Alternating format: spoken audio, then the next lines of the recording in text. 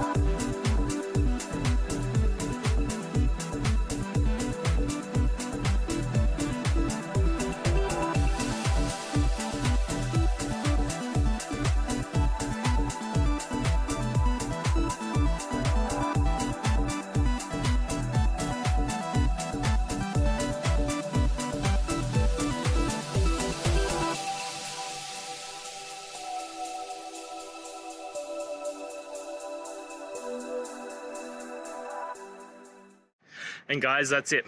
I hope this video has helped you and get you through to that resolution you needed. If it did, please, I'd appreciate it if you hit subscribe. Now, until the next time that you need technical help, I hope you have a good one. Cheers.